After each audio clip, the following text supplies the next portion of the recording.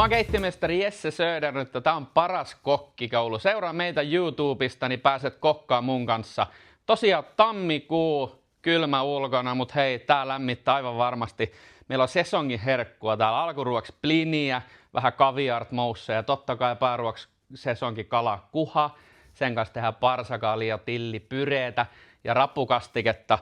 Ja illankruuna ehdottomasti oliiviöljykakku, et varmaan ikinä tehnyt. Eli oliiviöljystä tehdään kakku ja sen kanssa passiomousseja. Nyt aletaan tekemään. Tsekataan, että sulla on kaikki raaka-aineet. Kananmunaa, sokeria, vaniljasokeria, eikä ne laita yhteen, vatkataan vaahdoksi. Ja sitten lisätään valkoviini, vehnäjauho ja sitten superhyvä oliiviöljy. Eli siinä kannattaa nyt olla tarkkana, ettei pihistele sen kanssa, koska tää tulee jälkiruokaa, niin se pitää olla superhyvä makuinen. Jos sä katsot sieltä kaupan hyllyltä niitä erilaisia oliiviöljyjä, niin kannattaa katsoa vähän semmoista kalliimpaa oliiviöljyä ja tutkia vähän, että mitä makuja sieltä löytyy, ettei olisi hirveästi mitään pippurisuutta, että mieluummin vähän hedelmäisyyttä tai mansikkaa tai muuta vastaavaa. Mutta joo, siellä voi viettää hyviä aikaa. Ja sitten tosiaan verikreippiä tarvitaan tähän reseptiin. Lähdetään touhumaan, eli kananmuna, sokeri ja vaniljasokeri vatkataan vaahdoksi.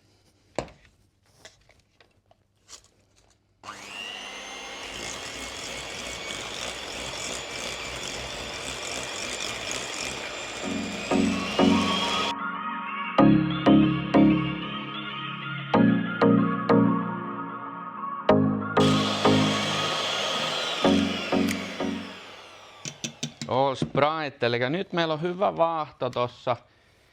Ja sen jälkeen otetaan verikreippi. Ja toi kannattaa vähän pestä verikreippiä ennen kuin alkaa raastamaan.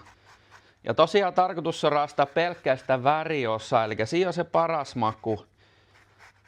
Paras ominaismaku, raastat se sit sitruunaa, limeä, mitä sitrushedelmää vaan. Niin toi pelkästään se väriosa. Väriosan jälkeen tulee sitä valkosta ja se on vähän kitkerää, niin sitä vältetään nyt tässä kohtaa. Ja tosiaan tästä verikreipistä sitten vedetään segmenttejä vielä tuohon annokseen. Eli mä näytän teille, että miten niin sanotusti fileoidaan verikreippi. Niin että me saadaan ne kaikki välikalvot sieltä pois, niin saada vimotteen päällä annos. Noin. Siinä meillä on hyvä määrä verikreipin kuorta. Ja sitten sekoitetaan kaikki muut ainekset, eli valkoviini. Ja tää on tosiaan se valkoviini, mitä me käytetään tuossa ruokailuyhteydessä myös. Ja sitten superhyvä oliiviöljy ja vehnäjauho. Ja sen jälkeen sekoitellaan. Ja sekoitellaan niin, että me tehdään tämmöistä nostavaa liikettä. Jos me nyt vispattaisiin oikein hirveästi tätä, niin tulisi kova sitko ja silloin kakusta yleensä tulee vähän kuiva.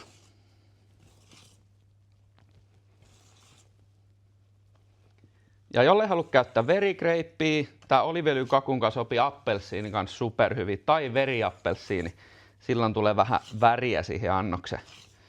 Mutta tosiaan semmonen joko appelsiini, mandariini, veriappelsiini, verikreippi, normikreippi.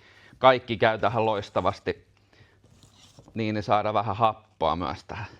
Eli tästä huomaa, kun sekoittaa, niin saadaan vielä tuolta toi oliiviöljy mukaan ja sitten meillä on oikein vimotteen päälle kakku.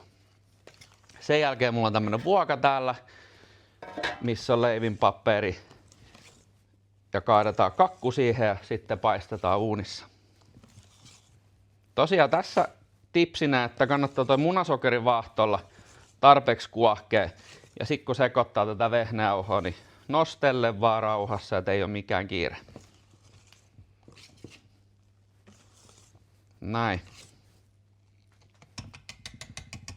Oikein hyvä. Tuoksutelkas, sieltä tulee itse asiassa tosi hyvä oliiviöljyn tuoksu. Tässä on aika paljon oliiviöljyä tässä reseptissä, mutta se pitää ollakin, kun tää oliiviöljykakku. Sitten kaadetaan vuoka suunnilleen puoleen väliin. Tästä tuli ehkä aavistuksen liikaa tähän vuokaan, mutta jos löytyy pienempi vuoka, niin sitten voi tehdä 2 kakkua. Ja sitten uuni.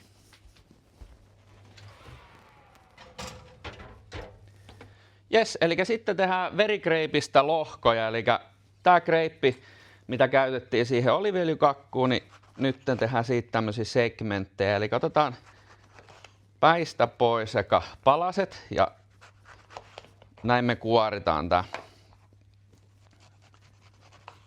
Tässä on itse asiassa aika paksu kuori, niin kuin huomaa. Niin. Eli näin veitsen kanssa ympäri tää verikreippi. Ja sitten sen jälkeen aletaan vetää viiltoja tuolta välistä niin, että me saadaan toi lihaosa sieltä pois.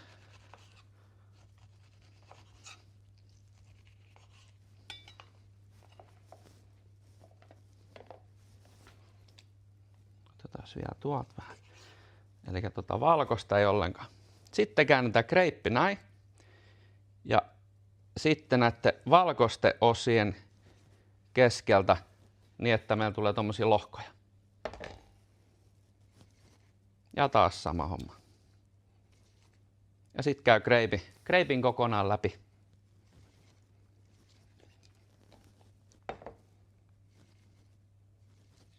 Ja pitää olla varovainen, ettei leikkaa sormen. Sitä ei saa näissä hommissa tehdä.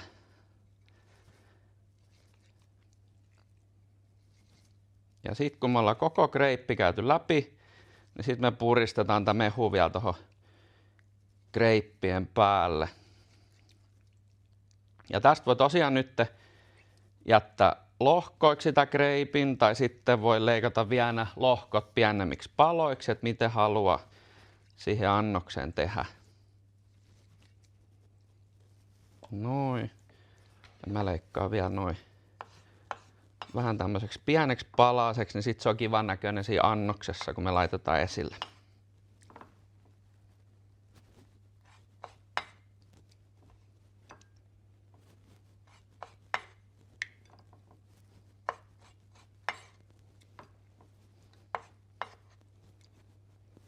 Tuolta vielä muutama. Ja sitten puristetaan mehu tuohon päälle. Näin on koko kreippi käytetty. Oliiviöljykakku on uunissa, verikreippi, lohkot meillä on tehty tai kuutiot. Ja sitten tehdään viimeinen komponentti vielä tuohon jälkiruokalle, eli tämä voi myös esiin valmistella, niin tehdään passion mousse. Eli tarvitaan kermaa, mascarpone, sokeri, vaniljasokeri ja sitten passionia. Eli eka vatkataan vaahto kermasta, mascarponesta ja sokerista ja sitten lopussa lisätään passionia. Eli tosiaan kerma, sitten mascarponejuusto.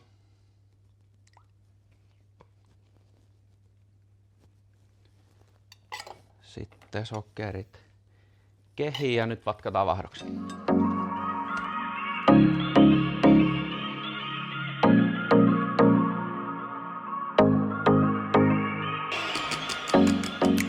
No niin, eli nyt on vaahto valmis. Saa vatkata aika kovaksi, mutta kannattaa varoa, eli nyt kun me lisätään happoa tonne vaahtoon, niin se voi mennä helposti yli. Eli sitten passionit kuoritaan joukkoon. Ja sitten vaan sekoitetaan ihan käsipelillä, mulla on tossa nuolia, niin sen kanssa pyörätän tasaiseksi.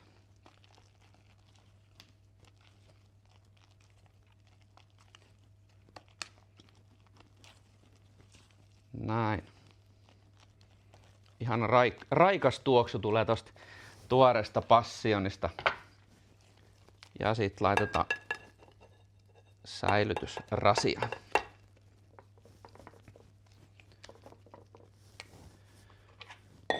Nyt meillä on jälkkärit esiin valmisteltu. Otetaan ihan just oliiviöljykakku pois uunista ja katsotaan miltä se näyttää. Oliiviöljykakku on ollut nyt uunissa noin 25 minuuttia, eli kannattaa tsekata ihan värin perusteella ja sit voi vähän tökkästä joko veitseä tonne kakkuun niin, että siellä on ihan vähän keskellä semmoista raakuutta niin sanotusti.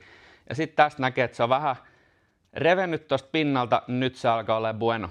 Ja sit laitetaan se syrjään ja tätä kannattaa säilyä huoneen lämmössä. Tammikuun menussa pääruokana paistettua kuhaa, tilliparsakaalipyrettä ja rapukastiketta. Lähdetään tekemään.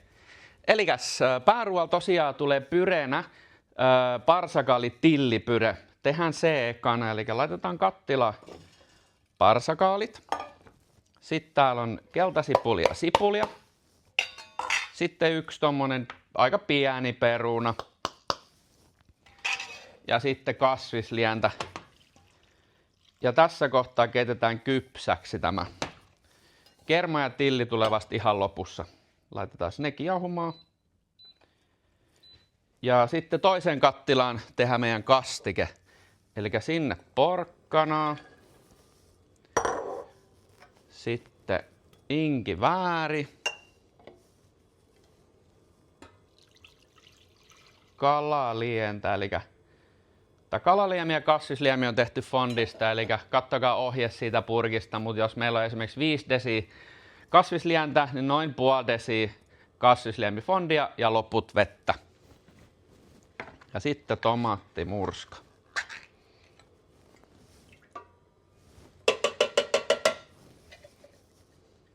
Näin helppoa. Sitten keitellään molemmat niin, että kastikkeessa porkkana on kypsää. Ja sitten tässä toisessa niin peruna, parsakaali, kaikki kasvikset kypsäksi. Ja sen jälkeen tosiaan lisätään tänne toiseen kastikkeeseen, vaan tuohon tomaattikastikkeeseen lisätään kookoskerma ja sitten tänne pyreeseen normaali kerma ja tilli. Tilli lisätään sen takia siinä loppuvaiheessa, jotta me saataisiin siitä vihreä siitä pyreestä. Sitten keitellään. Eli molemmat kattilat noin 15 minuuttia, niin sitten aletaan lisää kermaa ja kookoskermaa. No niin, nyt alkaa parsakaali pyre pohjaalle silleen, että huomataan, että siellä ei ole nestettä enää ollenkaan. Eli keitettiin se kasvisliemi sieltä niin sanotusti pois. Ja sitten lisätään normikerma. Ja nyt keitellään taas niin kauan, kunnes sitten tulee semmoinen paksu muhennettu parsakaalimuhennos. Jes, sitten meillä oli tämä toinen, eli tomaattikastike. Täällä oli se inkivääri, porkkana, tomaattipyre. Se näyttää nyt täältä, eli sieltä on kans nestettä haihtunut pois ja se tullut vähän paksumpi. Ja sitten lisätään tosiaan kookoskerma sinne joukkoon. Ja sitä kans keitellään nyt semmonen, sanotaanko 5 minuuttia vielä. Sitten voitte ottaa blenderin tai tehosekottimen valmiiksi, niin kohta päästään soseuttamaan. Jes, eli nyt näyttää tosi hyvä, että meillä on tämmönen muhennettu parsakaali täällä ja kastike kans loistava rakenne. Eli sammutetaan liäsi ja annetaan olla tommonen 5 minuuttia, että lämpötila vähän laskee, jotta me pystytään sitten laittamaan ne tehosekottimen. Siellä tulee muuten tosi kova paine sinne tehosekottimeen, niin kuin viime videossa puhuttiin, niin olkaa varovaisia. Eli nyt on tomaattikastike ja sitten toi parsakaalipyre vähän jäähtynyt. Sitten blendata. Aloitetaan tomaatista. Eli kaikki vaan blenderi ja sitten surautetaan tasaiseksi.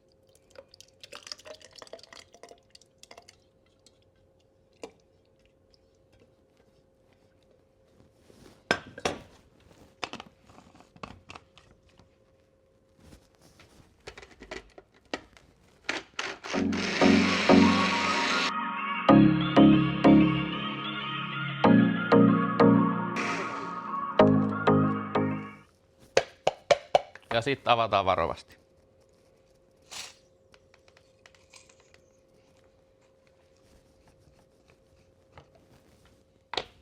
Sitten kaadetaan säilytysastiaan. Sitten laitetaan ravut joukkoon.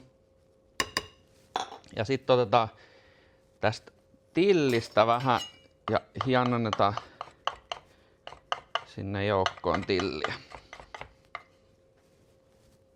Ja loput tosiaan tilleistä niin säästetään tuohon parsakaalipyreeseen. Ja tilli tosiaan lisätään siihen pyreeseen lopussa sen takia, jotta me saadaan siitä pyreestä se vihreä väri.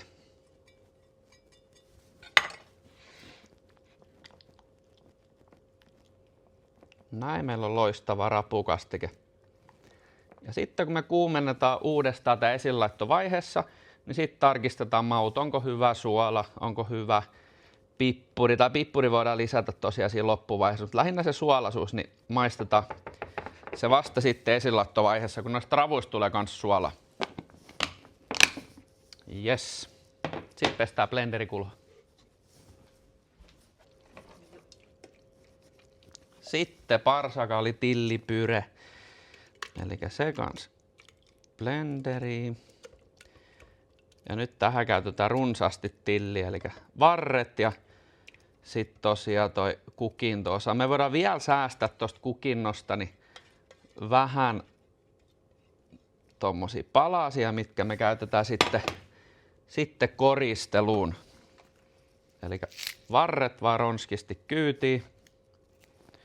Ja sitten jos me säästettäisiin vaikka koristelu ton verran ja sitten loput tonne. Sitten taas ajellaan tasaiseksi.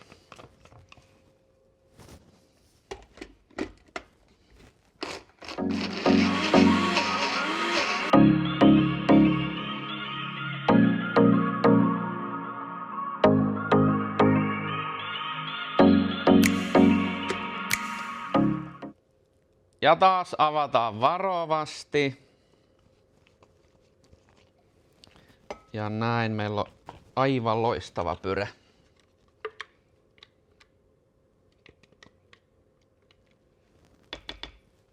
Ja sitten laitetaan kaappiin. Eli pääruokaan on nyt tehty se meidän raputomattikastike ja sitten tilli parsakaalipyree. Ja nyt paahdetaan vähän kasviksia siihen. Ja tosiaan mä käskin teidät kirkastaa voin kotona. Eli tipsit siihen, miten kirkastaa se, laittaa voikattilaan ja matalalla lämmöllä lähteä sulattamaan sitä, niin silloin se kirkas osa nousee pintaan ja hera painuu pohjaan. Ja nyt tässä kohtaa niin käytetään vähän heraa tähän paistamiseen, jotta me saadaan taas käytetty kaikki raaka-aineet. Ja pannu kuumaksi ja sitten lähdetään pilkkomaan. Eli mä valitsin tämmöistä vähän liilaa porkkana tähän, tästä tulee kiva väri.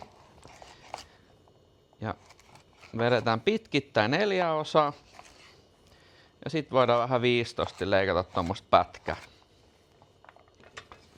Ja sitten laitan ne tonne heraan. Herassa on tosi paljon suolaa, eli tässä kohtaa ei kannata lisätä suolaa tähän porkkanaan, vaan sitten jos tuntuu, niin ihan siellä esilaittovaiheessa. Ja tosiaan nääkin pystyy esivalmistelemaan aikaisemmin valmiiksi ja laittaa sitten kippoon ja jääkaappiin.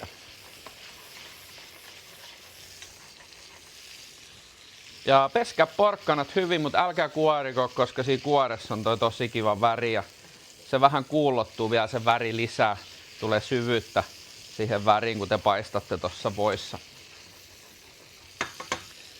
Eli ne saa paistua siellä ja sitten meillä on puolikas kukkakaali. Otetaan vähän kantaa pois, kun se on aavistuksen liian kova. Ja sitten voitte leikata itse miten haluatte sitä kukkakaalia. Tehdään tuommoista pientä palasta siitä ja sitten paahdetaan se tuossa pannulla. Ja tähän saa tulla vähän jopa väriäkin tossa. Et kovalla lämmöllä vaan paistetaan. Jos me paistetaan kasviksi matalassa lämmössä, niin silloin se vaan kypsyy eikä tule väriä. Eli tarkoitus on saada varsinkin tähän kukkakaaliin niin vähän väriä ja kovalla lämmöllä, jotta tulee väri, mutta sitten taas siitä ei tule semmoista ihan löysää.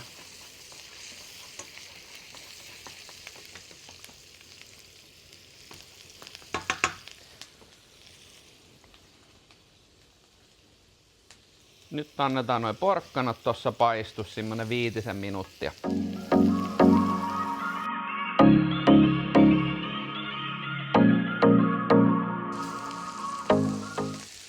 Näin meillä on porkkanat paistunut. Laitetaan ne tonne kulhoon. Sitten lisätään ihan vähän heraa.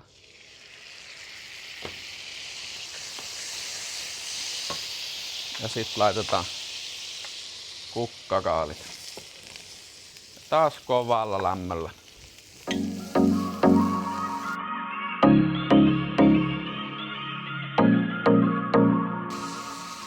sit jos tuntuu tässä paiston aikana, että toi hera imeytyy tuohon kukkakalle ja haihtuu pois, niin voitte ihan rohkeasti lisätä niin, että siellä on koko ajan ihan vähän tuommoista nestettä, jotta tulee kiva ruskea pinta.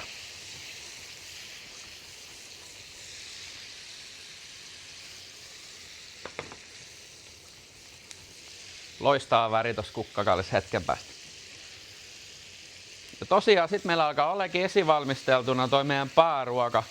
Ja siinä esilaittovaiheessa sit vasta otetaan kuhafilet käsittelyyn.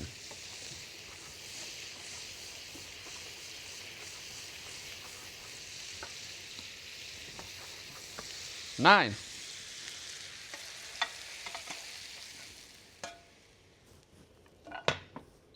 Jes, nyt meillä on lisäke paistettuna ja sit lähdetään touhuun alkuruoka. Tammikuun menu alkuruokana blinit ja caviart mousse. Aivan törkeä hyvä. Lähdetään tekemään. Alkuruoksi meillä on tosiaan blinit ja nyt tehdään blinien kanssa tommonen pieni lisäke. Normaalisti, tai siis ei normaalisti, vaan voit itse käyttää luovuutta, niin voit käyttää vaikka poroa siihen täytteeseen tai kylmäsavulohta. Mutta mä ajattelin, että tehdään nyt tämmönen kasvisversio. Eli siihen tarvitaan smetanaa, crème fraîchea ja sit mä oon ottanut tommosia caviartteja, eli merilevästä tehtyä mätiä. Oiskohan se oikea termi siihen. Mutta aloitetaan sille, että crème fraîche ja smetana vatkataan vaahdoksi. Laitetaan sinne joukkoon niin pieni mustapippuri ja suola. Noi kaviartit on aika suolaisia, eli kannattaa suolan kanssa olla tosi varovainen. Tässä kohtaa vatkataan vaahdoksi, sitten laitetaan vähän kaviarttia, sitten ruohosipulia, tilliä tai vaihtoehtoisesti voit käyttää vaikka kevätsipulia.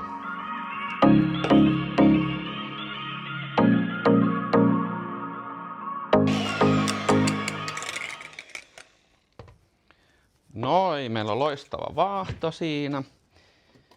Ja sitten laitetaan tosiaan tuo ruohosipuli, tilli, sitten reilut nokareet molempia kaviartteja, eli oranssia ja sitten musta. Ja sitten sekoitetaan. Ja ihan vaan niin, että ne sekoittuu tuonne joukkoon. Tässä kohtaa ei kannata enää alkaa vispaamaan, jotta me saadaan rakenne pidetty moussemaisena.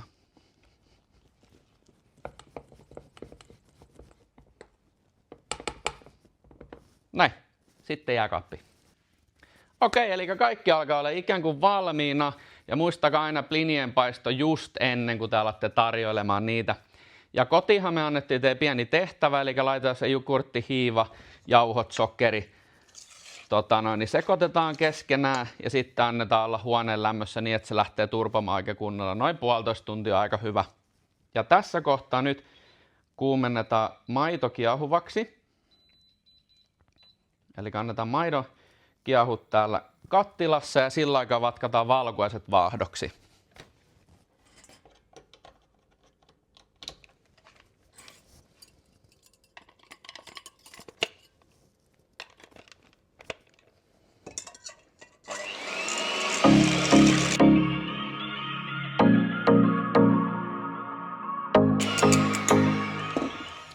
Näin. Eli maito kuumenee, odotetaan, että se kiehahtaa. Sitten lisätään se tänne taikinajoukkoon. Ja sitten meillä on 2 keltuaista ja sitten 2 kananmunan valkuaiset. Sitten tarvitaan paistinpannu ja kirkastettua voita. Eli nyt tarvitaan se kirkastettu osa ja se hera tosiaan meni niille porkkanoille.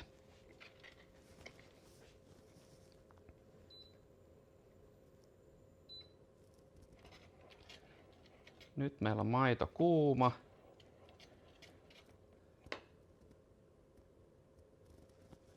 Sekoitetaan se tonne taikinajoukkoon.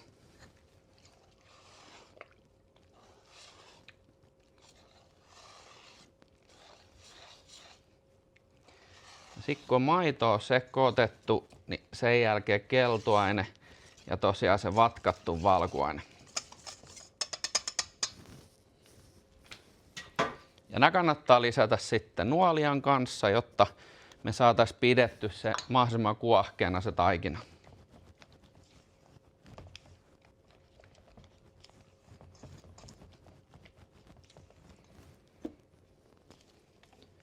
Ja sitten vatkatut valkuaiset.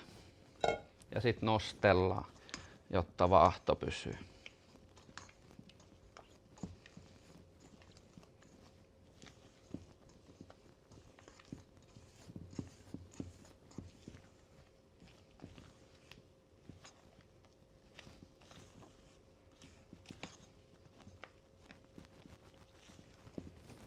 Näin näkee, että meillä on tosi ilmava tää meidän taikina. Loistavaa. Sitten aletaan paistelemaan.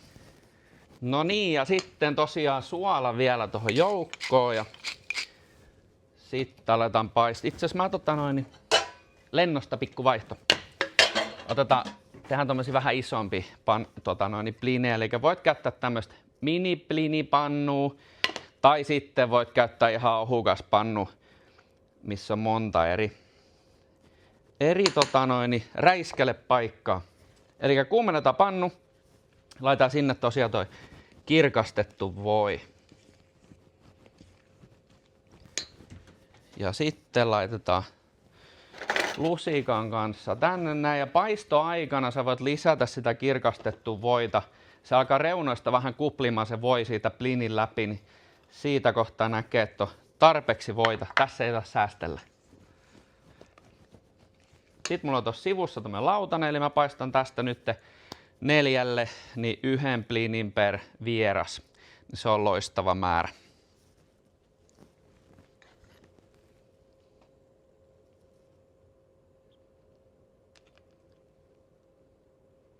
Tohon keskelle tommonen. Ja ei lähdetä sen enempää levittelemään sitä, se saa paistua siinä rauhassa. Nyt näkyy loistavasti, että toi kirkastettu voi kuplii tuolla reunoilla ja se alkaa tulee läpi tuosta plinistä täältä reunalta, tulee tommosia reikiä. Ne tarkoittaa, että nyt meillä tulee rapea ja loistava plini.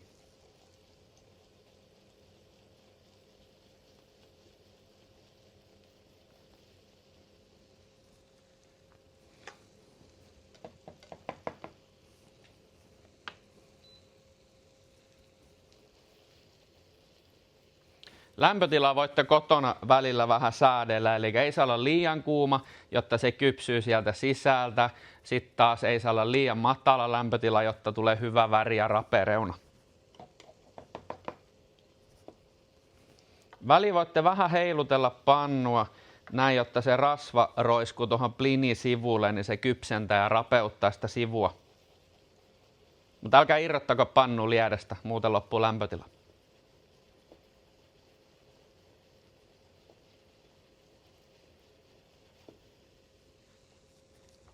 Sitten vähän kurkataan. Ai että, meillä tulee täydelliset plinit.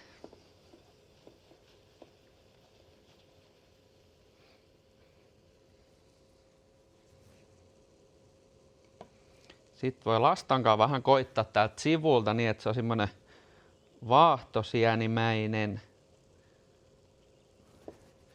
Ja sitten käännetään varovasti. Tästä voi vähän rasvaa roiskua, mutta näin meillä on loistava.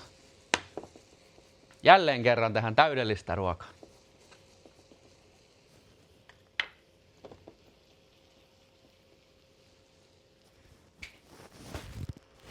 Jes, eli eka plini valmis. Ei periaatteessa tarvitse kääntää, mutta mä haluan kääntää, jotta mä näytän teille.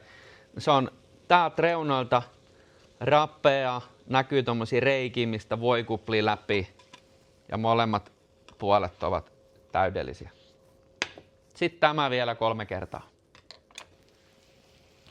Jep, eli viimeinen plini pannulla ja se on itse asiassa ready. Ja sitten tosiaan tämä kaviartti mousse.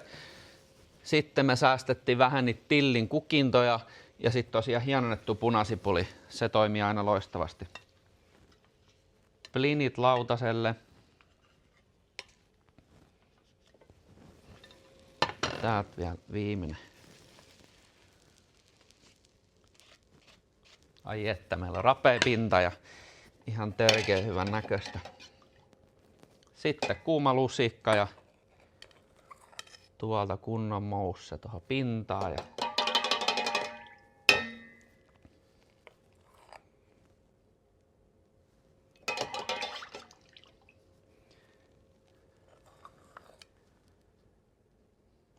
Ja sitten meillä jää vähän tätä täytettä vielä, niin voitte laittaa pikkukippoa ja pöytään, niin voi teidän vieraat sitten koukkia lisää tätä loistavaa täytettä. Sitten vähän hiennettu punasipuli.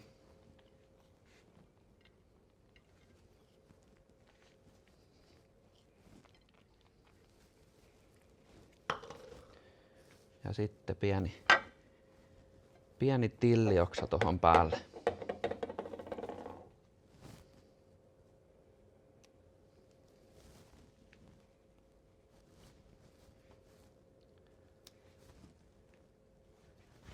Näin ja sitten pöytä. Nyt päästään maistamaan. Ja hei, totta kai viini. Itävaltalaista Alkon suosittelemana. Kannattaa tsekata linkistä myös tää. Hyvä rapea pinta. Reuna rapea.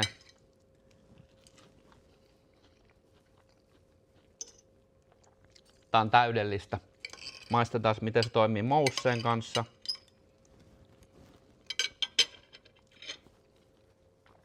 Ihan pirun hyvä. Tosta tulee tosi kiva suolaisuus tosta kaviartista myös. Ja pehmeä smetana, crème fraîche, rapea blini, hyvä viini. Tammikuu voi ollakin sun suosikki kuukausi. Alkuruot aivan jäätävä hyviä. Nyt aletaan tekemään pääruokaa. Eli niin sanotusti avataan rasiat ja sitten laitetaan tuotteet kattiloihin lämmitystä varten. Eli sinne meni toi porkkana ja kukkakaali. Sitten meillä oli tää pyree.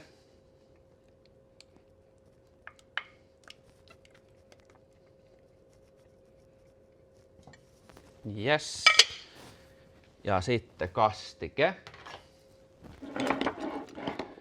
Ja muistakaa, että nyt vaan lämmitetään. Ei keitellä eikä kypsennetä sen enempää.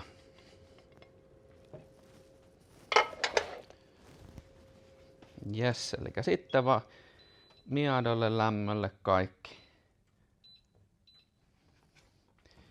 Ja sitten aletaan paistelee kuha.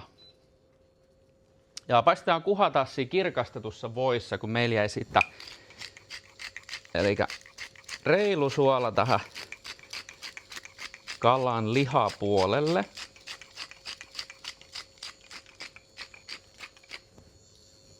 Noin. Ja sitten leikataan ihan vähän tosta vaaleata vatsakohtaa pois. Eli kuha on nyt nahallinen ja suomustettu. Sitten katsotaan suunnilleen puolesta välistä. Ja näin me saadaan 2 hyvän kokoisesta filestä niin 4 annosta. Sitten kirkastettu voita reilusti.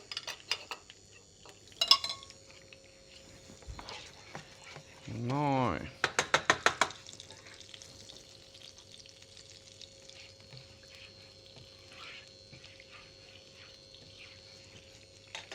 Ja sitten kun voi on tosi kuumaa pannulla, sen jälkeen lisätään kuhat.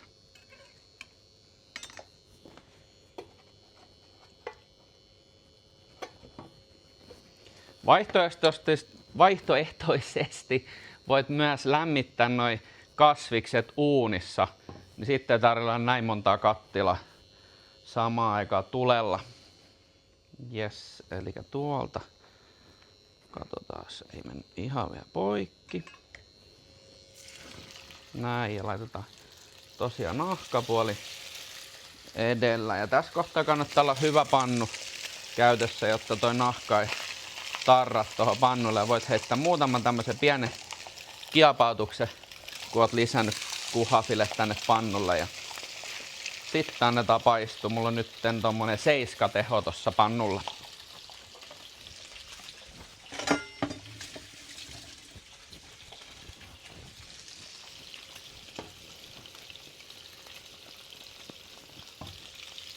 Eli tuolta meillä tulee loistava pyree, sitten oli se rapukastike. Sekataan vielä se maku, että tarviiko se vähän suolaa. sitten tehdään noi kuhat niin, että kun me ollaan nahkapuoli paistettu, käännetään kuhat ja sitten sammutetaan liesi ja annetaan se loppukypsentyä siinä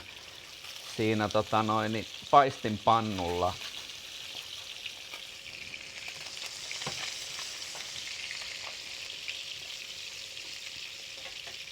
Ja tossa käy semmonen efekti tossa kuhafilessa, kun sä alat paistamaan sitä, kun se nahka osuu siihen rasvaan, niin se vähän kipristyy, mutta se sitten pikkuhiljaa tulee taas takaisin tasaiseksi, niin sen takia voitte vähän tälleen painella varovasti tosta pinnasta. Mutta älkää painako niin, että se nahka tarttuu siihen pannuun kiinni.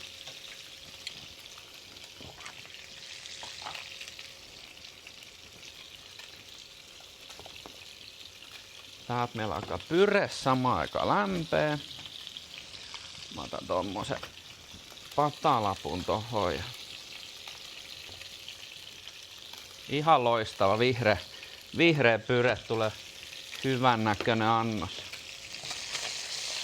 Sitten kurkataan vähän tonne kuhan toiselle puolelle. Mä haluan sille, että toi nahka on rappeen ja annetaan vielä vähäsin lämpöä lisää. Sitten meidän piti maistaa toi kastike.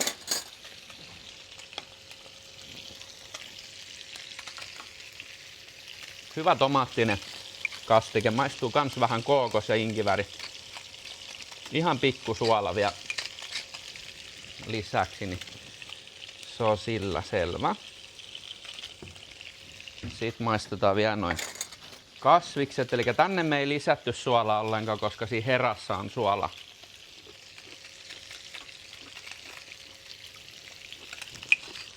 Lisätään sinne kans pieni. Ja nyt meillä on kuha on loistava. Reunolta hyvä rapsakka pinta ja sitten käännetään. Mä itse asiassa annan vielä pienen nopea lämmön tossa pannulla sille.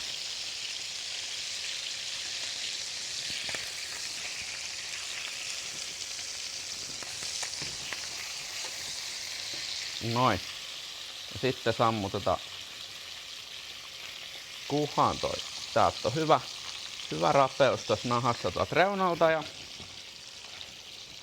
sitten meillä alkaa olla kuule esinlaittoon vaille valmis setti. Sitten aletaan laittaa annoksia esille. Ihan mieletön pyre.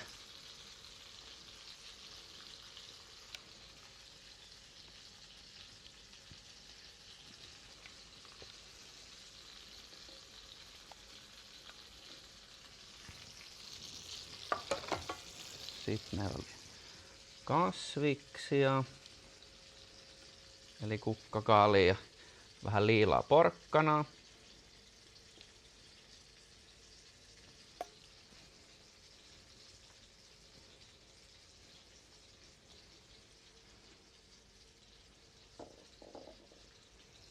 Noin. Ja sitten meillä on tomaattinen rapukastike. Laitetaan se tänne pohjalle. Mä en halua, että me laitetaan sen kuhan päälle, koska meillä on hyvä nahka siinä kuhassa. Niin.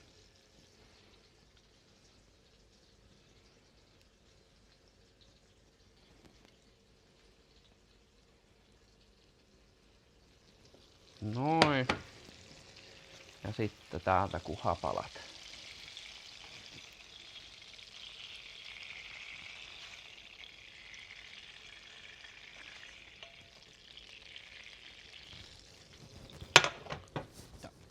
Pienet versot vielä päälle. Sitten me ollaan valmiita antaa huippuelämys meidän vieraille.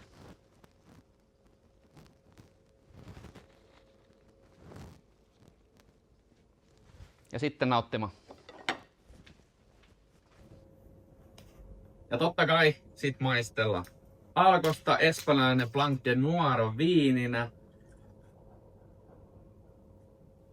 Tosiaan pientä tuommoista rosemaisuutta näyttää olevan.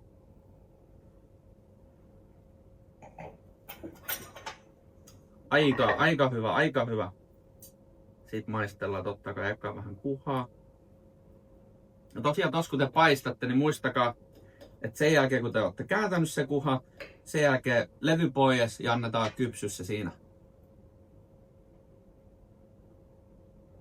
Tää on aivan mieletön. Te maistatte, ei ole mitään sahanpurua, vaan oikeesti tää on mehukas kala. Pyre sopi täydellisesti, sieltä löytyy hyvin tillin maku. Ai että, tomaattinen soosi, vähän inkiväärin maku. Tää on täydellistä. Cheers. Ja totta kai illallisen päättää oliiviöljykakku. Hyvältä näyttää. Eli tosiaan huoneenlämmössä muistakaa antaa jäähtyttää. Sitten otetaan Bad Boys. Ja noin.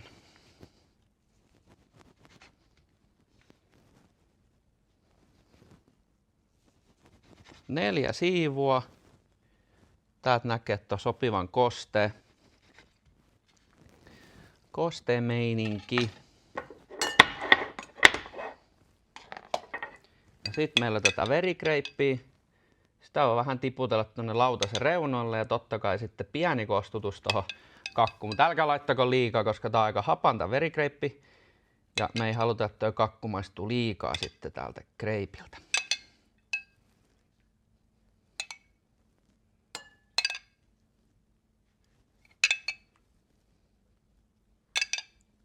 Näin. Muutama herkku vielä tonne mukaan. Sitten oli se mousse.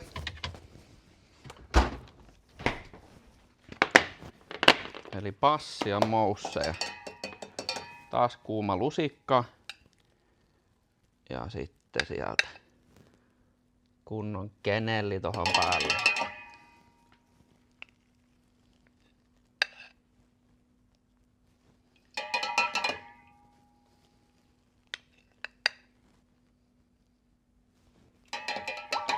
Aika hyvältä näyttää, ei kohta päästä maistelemaan.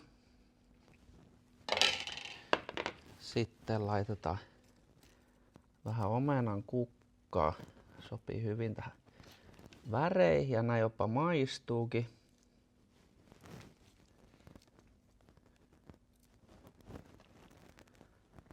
Noin.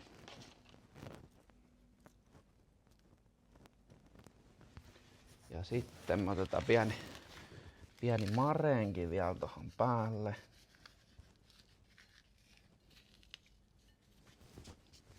Ja totta kai sitten käytetään oliiviöljyä, mitä käytettiin tässä kakuussa, niin sitä pienet raidat päälle. Näin. Sitten meillä alkaa olla jälkkärit valmiina. Aivan tykin näköinen. Sitten jäädään vieraille. Ja totta kai sit maistellaan ranskalainen Sauternes jälkkäri viininä.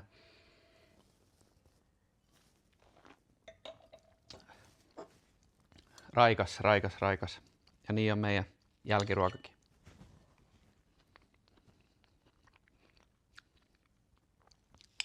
Tästä tuli jopa vähän kevät mieleen, että toivottavasti se tulisi mahdollisimman äkkiä.